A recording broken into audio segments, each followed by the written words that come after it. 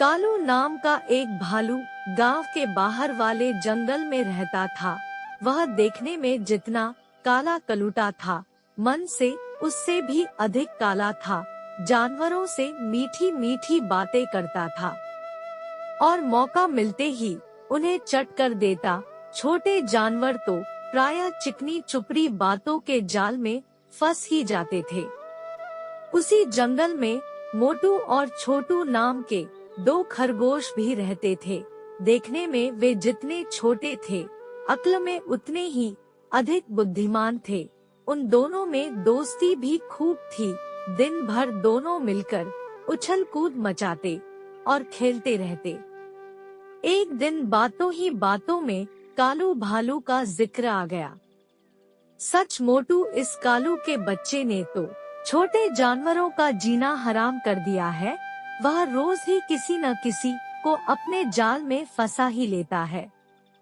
छोटू की बात सुनकर मोटू बोलने लगा, पर मेरी समझ में यह नहीं आता कि उसे जानते हुए भी हम उसकी बातों में क्यों आ जाते हैं। छोटू ने कहा, तुम्हारी बात तो ठीक है मोटू, पर अपने साथियों के बचाव के लिए हमें कुछ न कुछ तो करना ही चाहिए। लेकिन छोटू, हम कर भी क्या सकते हैं? मोटू ने कहा, हमें उस भालू को ऐसा सबक सिखाना चाहिए कि वह जीवन भर याद करे। छोटू की बात पर मोटू कुछ सोचते हुए बोला, तुम कहते हो तो जरूर कुछ न कुछ करेंगे। इसके बाद दोनों मित्र छलांग लगाते हुए चले गए। एक पेड़ के नीचे बैठे वे सुस्ता रहे थे, तभी कालू भालू की आवाज उनके कानों में पड़ी।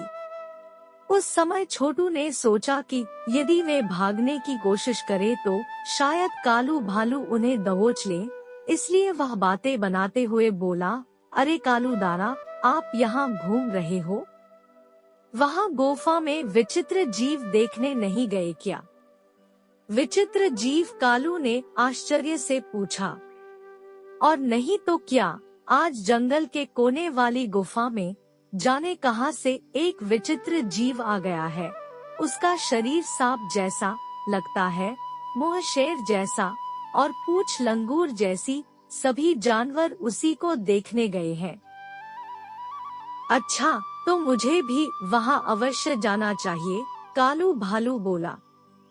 कालू भालू वास्तव में ही उनकी बातों में आ गया था। वह उन्हें फांसने की बात भूलकर गुफा में आए विचित्र जानवर को देखने के लिए मुड़ने लगा। तभी छोटू ने आवाज लगाई, कालू दादा, तुम्हें याद है न, उस विचित्र जानवर का मुंह शेर जैसा है। उसका मुंह देखकर डर मत जाना। आप ध्यान से गुफा में घुसकर उसे अच्छी तरह से देखना, बड़ा आनंद आएगा। छोटू की बात सुनकर कालू अकड़ते हुए बोला, शेर का मुंह तो क्या, वह असली शेर भी हुआ तो मैं डरने वाला नहीं। इतना कहकर कालू भालू विचित्र जानवर को देखने की उत्सुकता में गुफा की ओर चल पड़ा।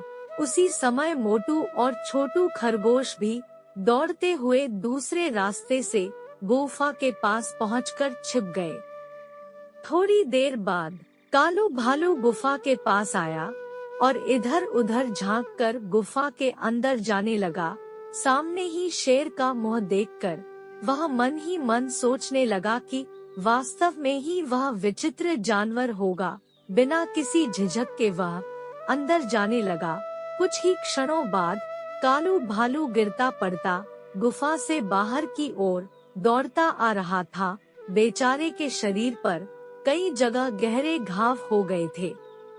क्या कालू दादा, देख लिया विचित्र जानवर? छोटू ने पूछा तो मोटू भी बोल पड़ा, अब तक तो तुम बातों में फंसाकर छोटे जानवरों को मारते थे, आज तुम खुद भी बातों के जाल में फंस ही गए। कालू भालू की दोनों टांगे इतनी बुरी तरह घायल हो गई थी कि अब वह ठीक से चलने लायक भी नहीं रहा था। असल में जंगल के कोने वाली गुफा में कुछ समय पहले ही एक शेर रहने लगा था। कालू भालू को इसकी जानकारी नहीं थी, उसी का लाभ उठाकर मोटू और छोटू खरगोश ने उसे यह सबक सिखाने की सोची थी। कहानी से सीख, हम जैसा कर्म करते हैं वैसा ही हमें फल मिलता है। जय हिंद।